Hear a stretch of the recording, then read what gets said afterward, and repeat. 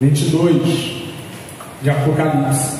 Continuar lendo aquilo que comecei na introdução do nosso culto, que diz assim: então o anjo me mostrou o rio de água da vida, brilhante como um cristal, que sai do trono de Deus e do Cordeiro, no meio da praça da cidade, e de um e de outro lado do rio está a árvore da vida, que produz 12 frutos, dando seu fruto de mês em mês, e as folhas da árvore são para a cura dos povos, e as folhas da árvore são para a cura dos povos. Nunca mais haverá qualquer maldição, nunca mais haverá qualquer maldição.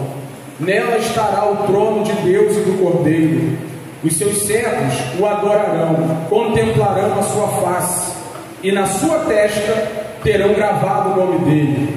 Então já não haverá noite, e não precisarão de luz de lamparina, nem da luz do sol, porque o Senhor Deus brilhará sobre eles, e reinarão para todo sempre.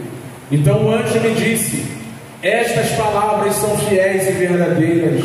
O Senhor, o Deus dos espíritos dos profetas, enviou o seu anjo para mostrar aos seus servos as coisas que em breve devem acontecer. Eis que venho sem demora. Bem-aventurado aquele que guarda as palavras da profecia deste livro. Muito obrigado, Senhor, pela sua palavra. Como ela mesma acabou de dar testemunho aqui na nossa leitura, são fiéis e verdadeiras. Tudo que o Senhor disse é verdade, e nós cremos piamente na tua verdade, Senhor. Pedimos, suplicamos a ti que esta manhã a sua verdade seja aplicada aos nossos corações pelo seu Santo Espírito, que nós tenhamos de ti, Senhor, graça para assimilarmos tudo que vai ser dito, a fim de que saiamos daqui edificados, consolados. E a proposta do texto, Senhor, cheios de esperança de que, a despeito dos nossos sofrimentos, existe um tempo reservado para a sua santa igreja, onde o Senhor aniquilará todas as nossas dores. Toma as nossas vidas em tuas mãos. Enquanto estamos aqui, Senhor, que seu Santo Espírito atue no nosso meio, no nosso coração, pela palavra, em nome de Jesus. Amém. Conversei bastante com a Letícia, ao longo da semana, sobre o que falaríamos assim em conjunto hoje, Quando a Letícia me mandou um cronograma ou a estrutura de tudo aquilo que seria falado, eu vi que o meu papel era só colocar a cereja do bolo, porque ela colocou tudo muito bem aqui para nós um pouco mais cedo, no tocante ao tema que fizemos questão de ressaltar essa semana, esse domingo mais precisamente, levando em consideração aquilo que é celebrado mundialmente, ou o dia, ou mês que é dedicado para lembrarmos da prevenção contra o suicídio. Hoje eu queria só contribuir com tudo que ela falou, falando sobre esperança. E eu já falei isso aqui em outro momento, já preguei sobre alguma passagem do livro de Apocalipse e obrigatoriamente eu tenho introduzido, E não existe nenhum texto bíblico de maior esperança do que esse aqui, nenhum. Por mais difícil que seja para algumas pessoas de interpretá-lo, o livro de Apocalipse foi dado a João como uma revelação em um dos momentos mais sombrios da história da igreja. No fim do primeiro século, o imperador que estava reinando sobre Roma, ali na década de 90 do primeiro século, Domiciano, ele simplesmente decidiu perseguir a igreja. Foi um período sombrio, de trevas, de dor, de sofrimento, pouco visto na história da igreja. Então, o povo que passou aquele período, aquele momento, os nossos irmãos estavam vivenciando uma realidade que promovia certamente muito sofrimento e dor para aqueles irmãos. E foi dentro desse contexto que Deus, na ilha de Patmos, envia o seu anjo e revela a João o fim da história. Apocalipse é o fim da história. É a maneira como Deus vai concluir o livro da história. E não diferente dos contos de fada da Disney e de outras produções, o final é feliz. Me permita dizer, desses contos não é, né? Aí o príncipe casa com a princesa e viveram felizes para sempre. A gente sabe que depois que casa não tem isso, né? É só conto mesmo. Mas vamos pegar essa ideia de conclusão da história com felicidade plena e olhar para Apocalipse e entender isso. Apocalipse é a maneira como Deus decide consolar o seu povo no meio de sofrimento e dor, ensinando ao seu povo, ou lembrando ao seu povo que o fim da história é um fim de triunfo, de vitória, é um fim de alegria e gozo perene para a igreja de Cristo Jesus, o nosso Senhor. E eu li de propósito o capítulo 21, todinho aqui com você no início, na introdução do culto, de propósito, né, a fim de que você já fosse se familiarizando com o contexto do que eu li. O que é o capítulo 21 e 22? É o momento em que o anjo fala para João, ou mostra a João, a nova Jerusalém, a cidade santa, que está reservada, preparada para o povo de Cristo, e ele começa a descrever a realidade da cidade santa. E eu acho que é importante dizer, né? E antes de falar sobre o fim propriamente dito, viveram felizes para sempre na Nova Jerusalém, capítulo 20, lá no final do capítulo 20, né? Ele mostra que tudo isso só foi possível depois que o próprio Deus eliminou todos os inimigos do homem, mas principalmente aquele que Paulo, no capítulo 15 de 1 Coríntios, chama de último inimigo do homem, a saber, a morte. Lá no capítulo 20, no versículo 14, olha o que ele diz, antes de falar da Nova Jerusalém. Então a morte e o inferno, a gente falou sobre o inferno na semana passada, salvo engano, né? O Hades, aqui é o Hades, o lugar dos mortos. A morte e o inferno foram lançados no lago de fogo. Parece que ele está usando uma linguagem redundante, a morte e o lugar de quem está morto. Foram lançados no lago de fogo, que é o fim de todo mal, de todas as anomalias que entraram no mundo pelo pecado. Paulo diz no capítulo 5 de Romanos que por um homem entrou o pecado no mundo, pelo pecado a morte, e se pelo pecado um dia entrou a morte, um dia também a morte vai sair do nosso meio. Vai ser erradicada, lançada no lago de fogo, junto com o lugar dos mortos. Essa é a segunda morte. O que o texto está dizendo é que a morte morrerá. Aqui é o lugar do triunfo, da vitória contra a morte.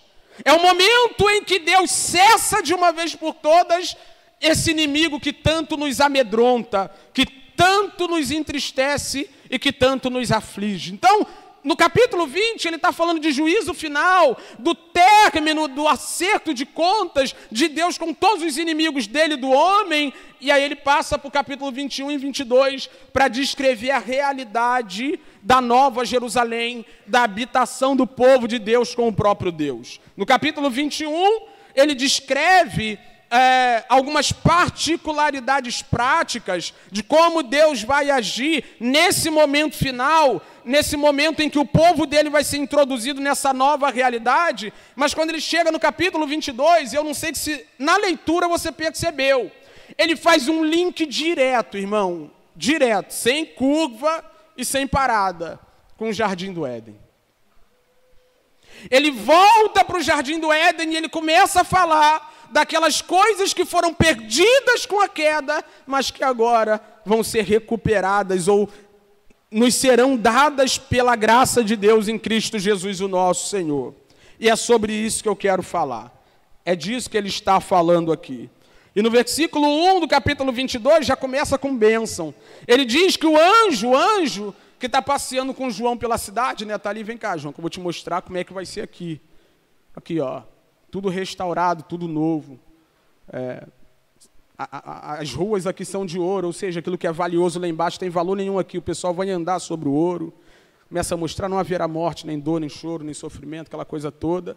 Né? Já contei o testemunho aqui da conta de luz, quando estava morando no aluguel com a Ilana, ele fala sobre isso, que o próprio Cordeiro vai ser a lâmpada de Deus e vai iluminar tudo o tempo todo. Esse é um texto também que me leva a crer que esse Deus, o Pai, que habita em luz inacessível, não sei se vai ser visto não, irmão, acho que é só Cristo mesmo, que vai irradiar o tempo todo a glória do Deus Trino, a revelação do Deus Trino, que outrora estava oculto, está na pessoa de Cristo Jesus, a lâmpada de Deus que há de irradiar a sua glória. Ele vai falando sobre isso tudo e, de repente, no versículo 1 do capítulo 2, ele fala, João, olha aqui, João. E o anjo mostrou-me o rio da água da vida, brilhante como cristal, que sai do trono de Deus e do Cordeiro. Isso aqui já é algo sensacional, maravilhoso, porque se você lembra da narrativa de Gênesis, está fresco na sua memória, né? Enquanto a narrativa da criação vai discorrendo, de repente, do nada surge um rio, que brotava no Éden e ia correndo, se dividia em 4 braços, mas esse rio tinha um propósito, e o propósito desse rio era regar todo o jardim.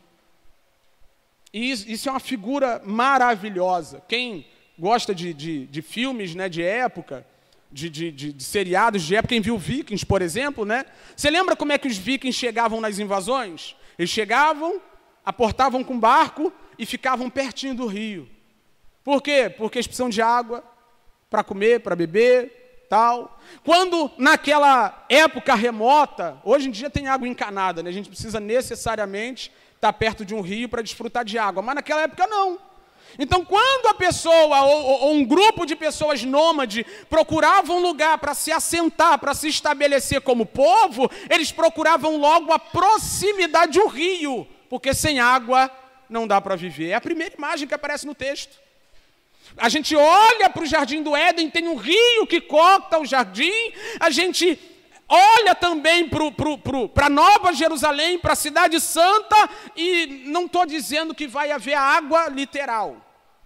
O que eu estou dizendo é que Deus já está dizendo, a fonte de vida estará entre vocês. Tudo que vocês precisam para viver vai estar lá. E isso está conectado ao Salmo 46. Põe para a gente, por gentileza, que é um salmo extremamente profético, fala mais da Nova Jerusalém do que da Jerusalém terrena, onde Deus fala para o seu povo sobre as aflições dessa vida, e quando ele vai consolar o seu povo, olha o que ele diz. Vou ler até o 4, ó. Deus é o nosso refúgio e fortaleza, socorro bem presente nas tribulações.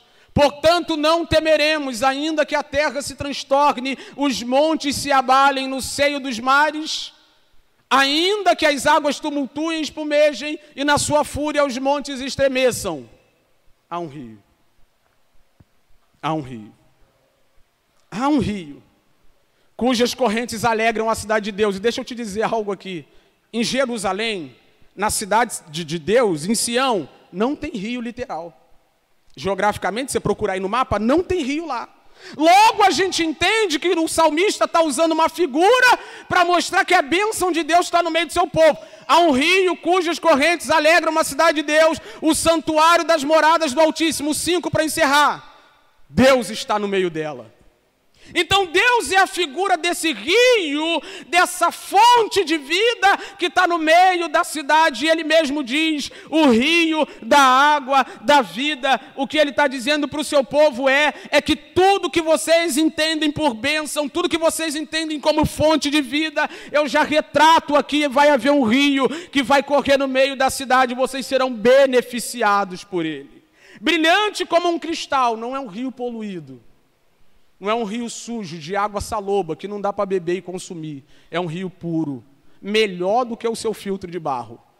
Onde nós poderemos consumir de sua água, estou falando da perspectiva figurada, consumir da sua água sem mal nenhum, e que sai do trono de Deus e do Cordeiro. Deus é a fonte de toda a vida, simbolizada nesse rio aqui. O nosso Deus já começa aqui no capítulo 22, de pé na porta. Vem cá, João, que eu vou te mostrar, tem um rio, e esse rio é de água da vida, brilhante como um cristal. que sai do trono de Deus e do Cordeiro. Deus é a fonte dessa água da vida.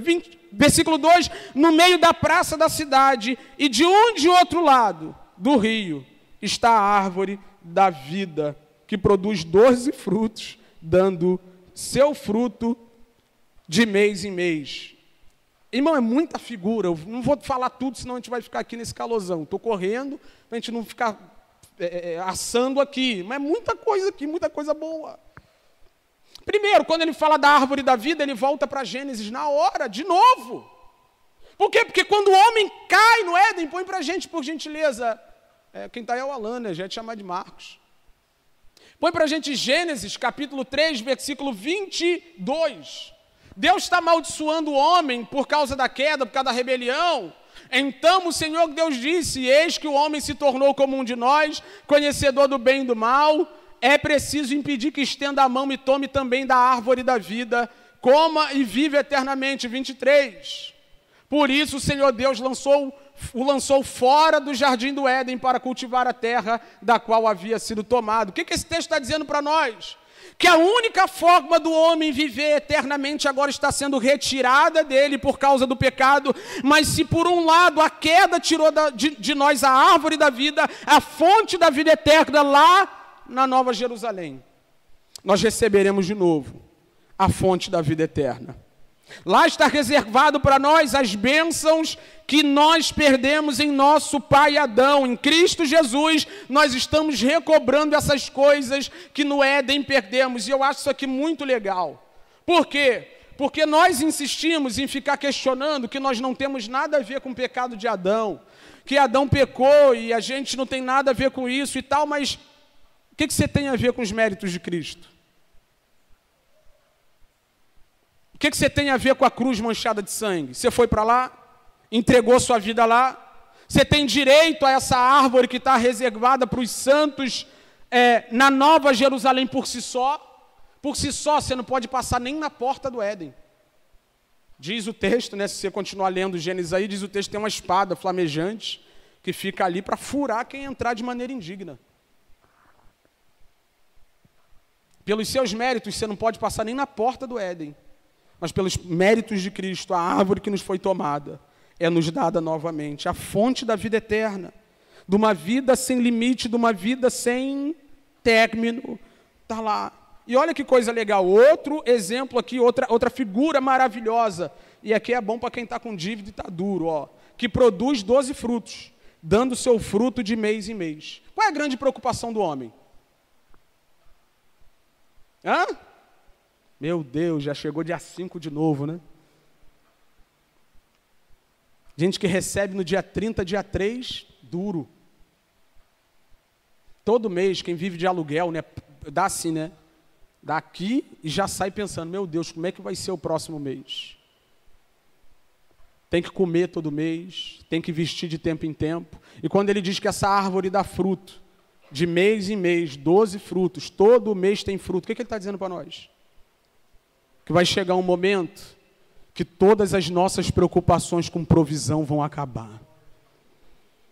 Todas as coisas que são legítimas, que de fato perturbam a mim e a você, no tocante à providência, tudo isso vai ser eliminado de uma vez por todas. Vai chegar um dia que todos os meses Deus vai estar lá, presente. Na verdade já está, né? Contudo, sem a interferência do nosso coração caído do pecado que atua em nós, a fim de que nós estejamos ansiosos pelo que havemos de comer, pelo que havemos de beber ou de vestir. Vai chegar um dia em que a providência de Deus vai ficar clara para nós e nunca mais vai faltar nada, nunca mais. Lá não vão haver pobres, desigualdade social, uns com muito, outros com nada. Lembra da exortação de Paulo aos irmãos que iam ceiar em Coríntios? Que uns ficavam embriagados e enchiam a barriga, enquanto outros não comiam nada, porque não tinham como levar a contribuição. Lá não tem nada disso. Lá a árvore da vida, que é uma figura do próprio Deus, vai prover para todo mundo, todo mês, o tempo todo, fica tranquilo. Que lá não vai haver nenhum tipo de perturbação com fatura de cartão. Deus há de ser o nosso provedor perene, perpétuo, de modo que nenhum de nós vai entrar em parafuso por causa de boleto, para a louvor e glória do nosso Deus. Isso não te anima, não? Oxe. Todo mês tem fruto, todo mês a árvore está cheia, todo mês Deus se encontra presente, todo mês o povo de Deus está tranquilo, de boa, porque Deus não vai deixar faltar nada. E as folhas da árvore são para a cura dos povos. E as folhas da árvore são para a cura dos povos. Perceba, é uma árvore só, mas tem um monte de coisa aqui. Tem a própria vida eterna, porque ela é a árvore da vida. Tem providência, a fim de que nós não sintamos falta de nada. E ainda tem cura para todos os flagelos que nos afligem nessa peregrinação aqui. Isso é uma profecia de Ezequiel, e eu amo quando eu consigo perceber isso na Escritura, porque isso conecta, né, a Bíblia como um todo, o Novo Testamento, profecias, cumprimento de profecias. E Ezequiel 47, que fala do rio que brota do santuário de Deus, lá no versículo 12, vou ler tudo não, mas olha o que ele diz lá no versículo 12, isso é uma profecia para o futuro, para a Nova Jerusalém, e ele diz: nas duas margens do rio nascerá todo tipo de árvore frutífera. As folhas dessas árvores não murcharão e elas nunca deixarão de dar fruto.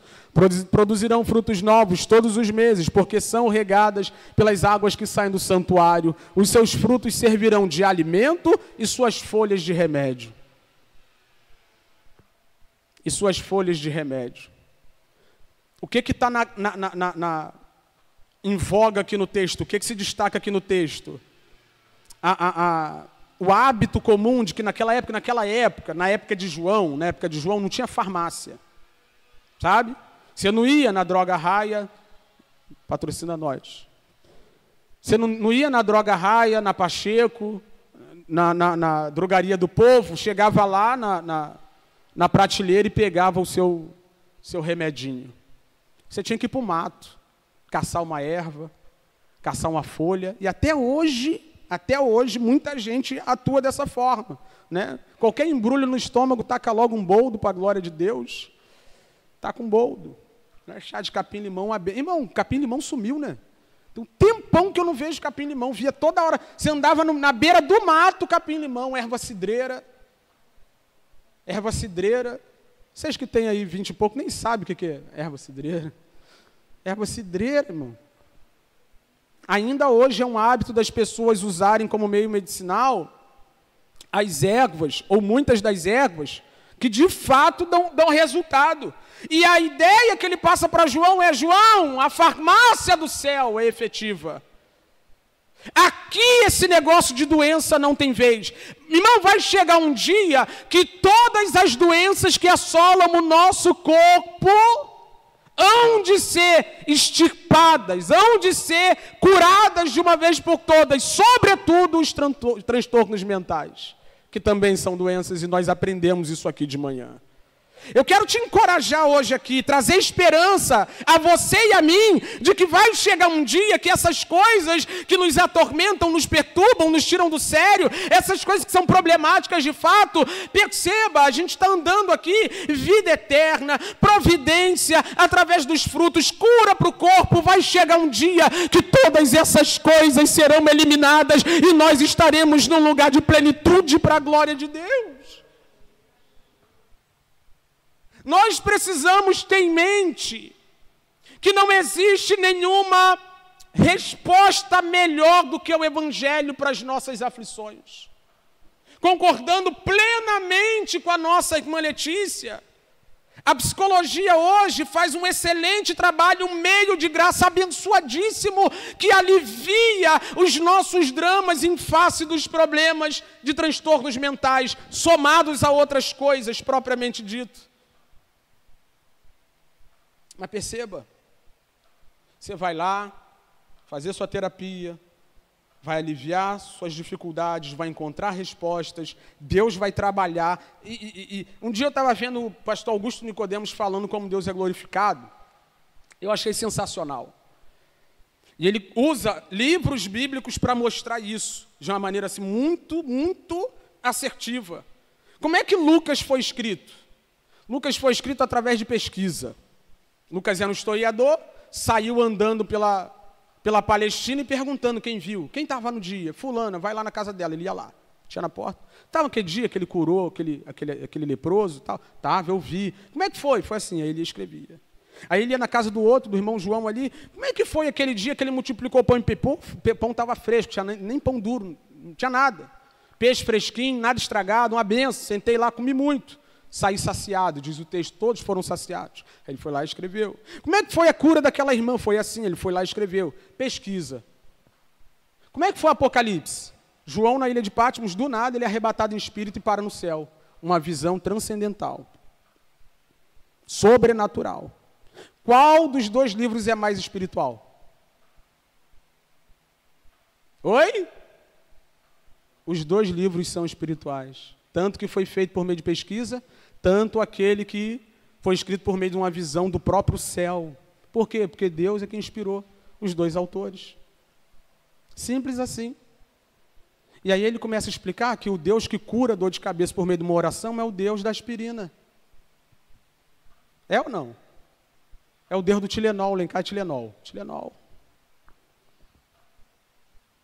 É o Deus da Neusaldina, que é poderoso, poderosíssimo para curar dor de cabeça, mas que é tão poderoso quanto para dar sabedoria aos homens, a fim de que os homens desenvolvam um remédio, e a gente vai lá na farmácia e tome o remédio para a glória de Deus. Deus é glorificado nos remédios, Deus é glorificado na ciência, Deus é glorificado na psicologia, Deus é glorificado ao dar sabedoria aos homens a fim de cuidar das nossas mazelas e das nossas dores. Mas quando a gente olha para isso aqui, a gente vê que existe um ponto que nada disso alcança. Porque se Tilenol resolvesse dor de cabeça de uma vez por todas, a gente não comprava uma caixa. Comprava um comprimido só. Perceba que existem muitas coisas boas nessa vida, muitas coisas boas nessa vida.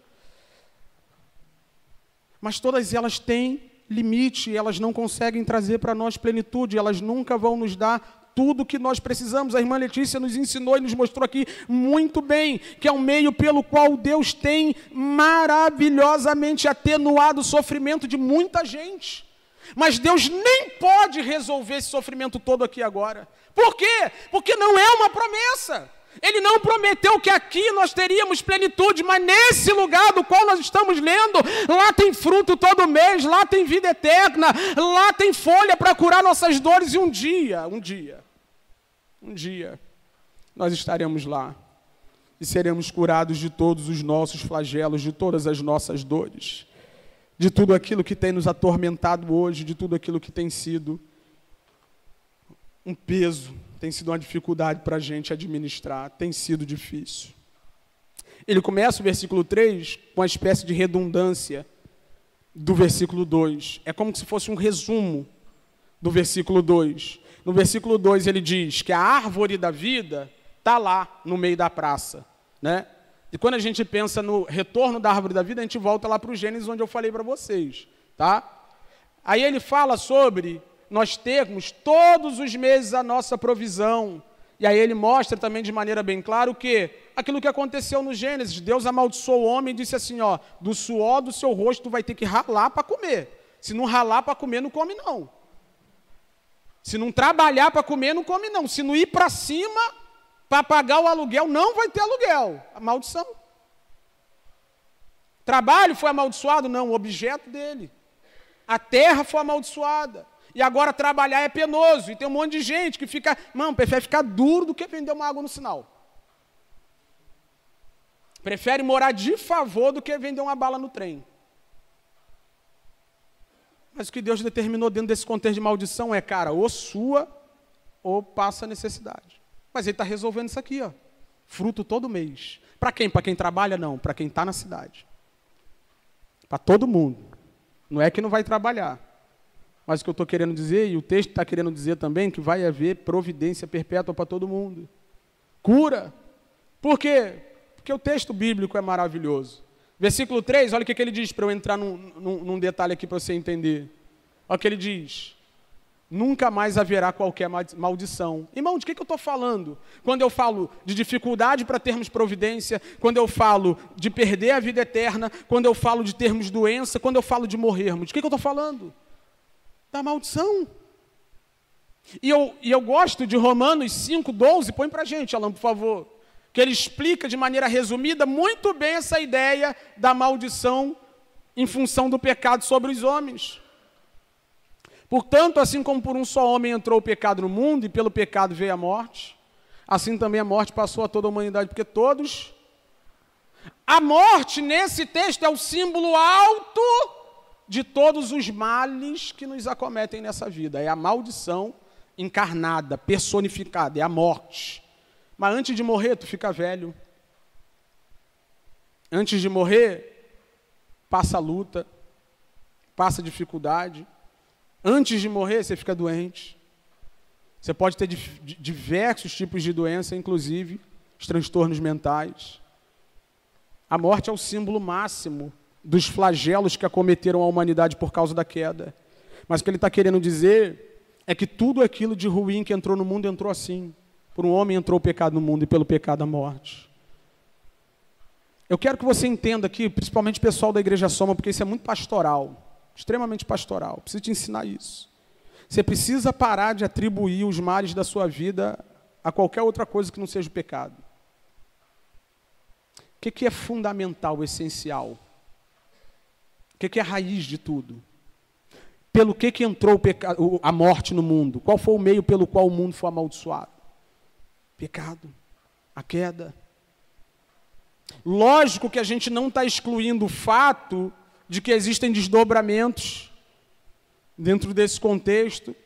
E aí quem erra contra nós, quem arruma um problema contra nós, ou quem vacila contra nós, e assim vice-versa, não está isento de culpa. Mas é queda. Em última análise, é queda. Não é que você que é diabético tem que comer açúcar igual um louco e falar, não, está na mão de Deus. Né? Se você comer açúcar como um louco, você vai morrer. Mas, em última análise, não foi ter ingerido açúcar, é queda. Colesterol alto, aí o bicho, né, ama a gordura da carne, eu tiro. Aí dizem que é pecado, né? Então continua, vai para cima. Queda. Todas as coisas, absolutamente todas as coisas de ruim que acontecem nessa vida, em última análise, queda. Aí, quando a gente pensa numa solução temporária, a gente vai para um tratamento. A gente toma algumas medidas, a gente se reeduca, medidas temporárias. Mas se do mesmo modo, em última análise, a fonte de todos os problemas é queda, de outro modo, em última análise, a fonte de todas as soluções, redenção. Em Cristo Jesus, o nosso Senhor. Então, quando eu olho para o versículo 3, ele começa dizendo que nunca mais haverá maldição, e é uma profecia de Zacarias 14, versículo 11. Zacarias, já no passado, profetizava que todas as maldições que foram colocadas sobre nós por causa da queda vão ser extirpadas naquele grande dia. Que o Senhor, irmão, coloque isso no seu coração, aplique isso no seu coração hoje, trazendo muita esperança. Muita esperança. Você está dentro do mundo amaldiçoado. Põe para a gente Gênesis 3:17, desculpa. Isso aqui, ó. Aí a pessoa pensa, caraca, o Wesley é meio mórbido, né? Gosta de uns temas assim horrível. É porque você não lê Bíblia. Está aqui, ó. E Adão disse, por ter dado ouvido à voz de sua mulher e comido da árvore que eu lhe ordenei que não comesse, maldita é a terra, está tudo amaldiçoado. Terra ali fala do cosmo. Tudo foi amaldiçoado por causa do pecado. Nossos relacionamentos foram amaldiçoados, nosso jeito de viver foi amaldiçoado, a própria terra foi amaldiçoada, tudo amaldiçoado. Ontem estava fazendo uma pesquisa, olhando ali, só do mês passado para cá teve umas 5 catástrofes naturais que devastou a vida de milhares de pessoas. Enchente na Líbia, terremoto no Marrocos, furacão não sei aonde, incêndio no Havaí, agora teve um incêndio também na costa do Canadá. Destruição. A gente está aqui nesse calor. Irmão, tu acha que no céu vai fazer esse calor aqui? Não sei, estou brincando assim. Não sei se vai fazer esse calor, não, irmão. Acho que não. Né? É aquele espaço assim para idealizar, né? Mas não sei se vai ter esse calor aqui, irmão. Acho que não, irmão. Acho que vai ter esse calor aqui, não. Se tivesse calor, eu mergulho no rio do versículo 1. Irmão, Amaldiçoado. Ah, Wesley, meu problema é meu patrão. Não, teu problema é maldição. É por isso que eu não abro mão do evangelho, não vou pregar outra coisa, só o evangelho, só ele responde maldição. Ele é a bênção que Deus colocou como a contraposição da maldição do Éden. O texto diz para nós de maneira bem clara: maldita é a terra por sua causa, em fadigas obterá o seu sustento durante... Tu vai cansar, vai sofrer. Trabalho é ruim? Não, a terra foi amaldiçoada. Trabalho é bom, mas o trabalhador é ruim. Trabalho é bom, mas a empresa é injusta. Trabalho é bom, mas o mercado não está legal. Maldição! Maldição. Wesley, me cuido, me trato, cuido da minha mente. A gente vai seguir aqui os conselhos da Letícia bonitinho. Eu anotei tudo, está tudo aqui. Se tu quiser minha anotação, eu te dou depois. Está tudo aqui, mas isso garante que a gente não vai sofrer. Foi o que a Letícia estava falando num momento muito, muito pertinente aqui. Meios de atenuar o sofrimento. É isso que Deus está fazendo com os meios de graça aqui e agora. A igreja, né? A gente está falando da igreja como comunidade, meio de graça de atenuar nosso sofrimento. Às vezes tu vem para a igreja mais para sofrer do que para atenuar sofrimento. Mas quando você menos espera, Deus usa a igreja e te abençoa de alguma forma. E o sofrimento é minimizado e você tem aí mais umas 3 semanas, pelo menos, para caminhar sem crise. Entende o que eu estou querendo dizer? Só que vai chegar um dia, irmão, vamos voltar para Apocalipse, toda maldição vai ser erradicada. Não vai ter mais maldição lá. Por quê, Wesley? Nela estará o trono de Deus e do Cordeiro. Ai, meu Deus do céu! Não é que Deus não esteja governando, Deus está governando. Mas esse tipo de governo do qual o texto está falando é o governo pleno sobre todas as coisas restauradas, a fim de que os propósitos eternos de Deus sejam estabelecidos para sempre. Vai chegar um dia que o Senhor, o nosso Salvador, estará diante de nós assentado num trono e urna eletrônica nunca mais. Voto em papel, voto em urna, não tem mais voto lá. Política pública, que política pública? Asfalto, que asfalto, a rua é de ouro.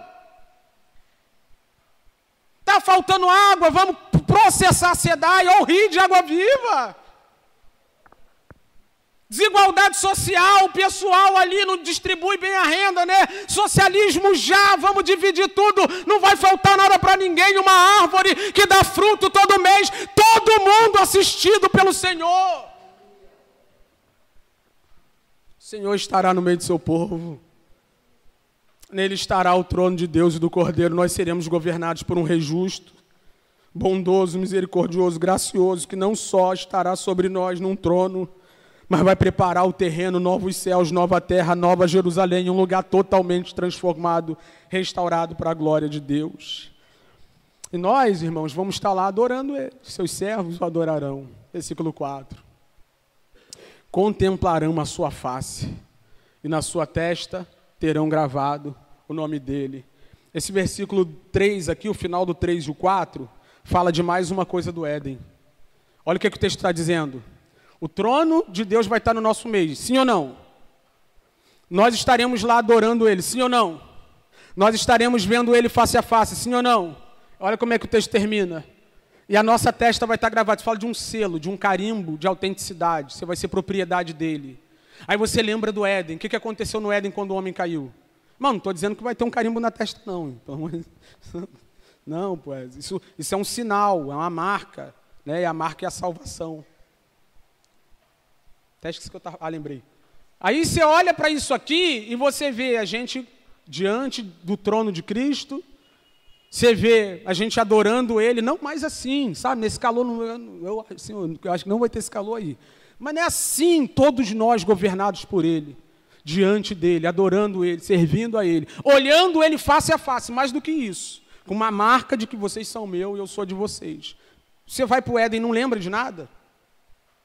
Quando a gente retorna para o Éden, você vê Deus dizendo assim, ó, mete o pé da minha presença. Deus tira o homem do jardim, por quê? Porque o homem pecou. E Abacuque diz algo sensacional, ele diz, tu é tão puro de olhos que não pode ver o mal. Todo o mal que Deus suportou ao longo da história, suportou por causa do plano da redenção. Mas a santidade de Deus não coaduna com com aquilo que é impuro. Por isso que quando Moisés pede para ver a glória de Deus, ele diz assim, ó, ninguém pode ver a minha face e continuar vivo. Ninguém pode contemplar Deus face a face e permanecer diante dele. Por quê? Porque ele é perfeito, nós imperfeitos. Ele é puro, a gente corrompido. Ele é santo e nós não. Contudo, vai chegar um dia que nós estaremos face a face com o Senhor. 1 de João, João diz que assim como ele é, nós o veremos. E como ele é, nós também seremos. Sabe o que esse texto está falando? Que um dia vai haver uma restauração da comunhão plena entre a criatura caída e o Deus Santo, por meio de Cristo Jesus. Nós estaremos diante dele sem constrangimento, olharemos na... Tu nunca viu alguém ou teve aquele pensamento, né? Pô, quando eu estiver lá, eu vou passar a mão na barbinha de Jesus. Já teve esse pensamento? Eu não sei se vai dar, mas não posso te iludir, né? Não sei se vai dar, se tu vai poder chegar lá, né? Mas quando você olha para o texto bíblico, você vê que o grande problema do pecado foi ter afastado o homem de Deus. Foi o que a Letícia disse aqui enquanto falava. Qual é o grande problema do homem? Quem estava aqui viu. É que o homem está afastado de Deus. O homem está longe de Deus. O Criador se afastou da criatura caída e nos exilou do Éden. Agora, por meio de Cristo Jesus, Ele está nos colocando lá de novo e vai olhar nos nossos olhos dizendo, vocês são meus e eu sou de vocês. Eu não sei, irmão, não sei o que você pensa sobre essas coisas, mas é a bênção mais preciosa. Contemplarão a sua face e na sua testa terão gravado o nome dele. Nós seremos, de uma vez por todas, marcados por ele. Nós estaremos diante dele, estaremos com ele eternamente. Então já não haverá noite, e não precisarão de luz na lamparina, nem luz do sol, porque o Senhor Deus brilhará sobre eles e reinarão para sempre. Sabe o que ele está falando aqui? Todas as trevas existentes hão de acabar. Acabou a treva, não tem mais treva. E aí eu nem sei, irmão, como é que é isso aqui. É uns cálculos, né, que eu faço assim, quando você vê na criação, ele coloca o luminar maior para governar o dia, o luminar menor para governar a noite, para fazer separação, né, entre noite e dia, treva e luz, e para marcar os tempos também, mas agora ele está dizendo, não tem mais sol, não tem mais lua, não tem nada, só tem o cordeiro. Eu fico pensando, Senhor, será que eu não vou ficar mais dormindo, babando em frente à televisão? Chega a noite? Ai. Enfim, não sei dizer exatamente o que ele quer dizer com isso, mas uma realidade que está no texto é, não tem mais trevas lá. Não tem mais noite lá. Noite é o símbolo do cansaço. Noite é o símbolo da exaustão. É na noite que a gente para descansar, para dormir. E eu não sei se isso vai ser uma realidade lá. Por quê? Porque vai estar tudo claro o tempo todo, iluminado pela glória do Cordeiro. E nós estaremos diante dele, o adorando eternamente. Para a gente encerrar, versículos 6 e 7. Então o anjo me disse, estas palavras são fiéis e verdadeiras. Deixa eu te dizer uma coisa aqui. Dizer uma coisa. Eu li aqui com você, está aqui, estas palavras são fiéis e verdadeiras. Eu vou falar e vou aplicar. Mas se isso não for uma realidade para você, você vai continuar batendo cabeça nessa vida terrível. Porque não é sobre o que eu falo, ou sobre o que eu penso, ou sobre o que eu transmito, que vai fazer diferença na tua vida de fato. O que vai fazer diferença na tua vida de fato é se tu crer nisso aqui. Se as palavras desse livro são fiéis e verdadeiras, acabou.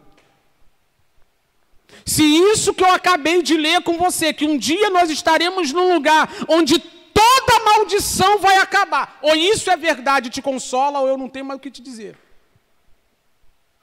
Não vou ficar, já falei isso mais de uma vez, não vou botar um nariz vermelho e nem colocar uma maquiagem para te entreter. Eu vou continuar falando do porvir. Eu vou continuar apontando para frente e dizendo, novos céus e nova terra se aproximam. Eu vou continuar dizendo para você, venha Cristo arrependido e tenha acesso à santa cidade de Deus, onde toda maldição vai acabar. Eu só tenho isso para dizer. Não tenho absolutamente outro discurso, não tem mais nada para dizer, só o Evangelho, a boa nova. Que por um homem entrou um pecado no mundo, pelo pecado a morte. Mas se pela desobediência de um, Paulo continua no capítulo 5 de Romanos, um pouco mais para frente, se pela desobediência de um, muitos foram feitos culpados, pela obediência de mais um, muitos foram feitos justos e aceitos diante de Deus. Só isso que eu tenho para dizer. Então, ou você crê que essas palavras são fiéis e verdadeiras, diferente das palavras dos políticos, diferente das palavras de muita gente que diz que vai, mas não vai, que diz que está, mas não está, que diz que ajuda, mas não ajuda. Essas aqui não falham, essas não falham. O Senhor, e aqui está o argumento para isso, ó, o Senhor, o Deus dos espíritos dos profetas. O que ele quer dizer? O Deus dos espíritos dos profetas.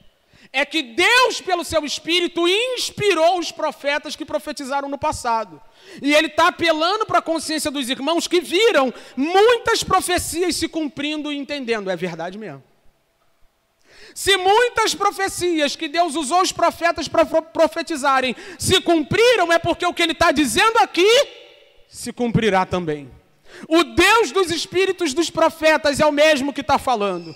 Enviou o seu anjo para mostrar aos seus servos as coisas que em breve devem acontecer. Versículo 7.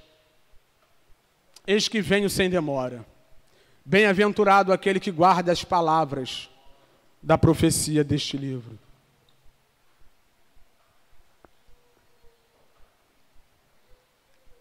Não tem outra fonte de esperança.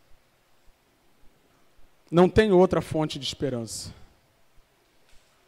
Aqui está contada a história da humanidade. A história está aqui. Começa com Deus criando e termina com Nova Jerusalém. Você consegue ler toda a história da humanidade lendo a Bíblia. Porque é do jeito que começa, que começou. E é do jeito que termina, que vai terminar. Morte, falso profeta, inferno, diabo e todos aqueles que não estão escritos no livro da vida, lançados no lago de fogo. Mas novos céus e nova terra, onde Ele enxugará dos nossos olhos todas as lágrimas. Um rio de águas vivas, a árvore da vida, que além de dar vida eterna, traz fruto todo mês. Que suas folhas curam todas as nossas doenças, as nossas mazelas. Onde toda maldição vai ser extirpada de uma vez por todas.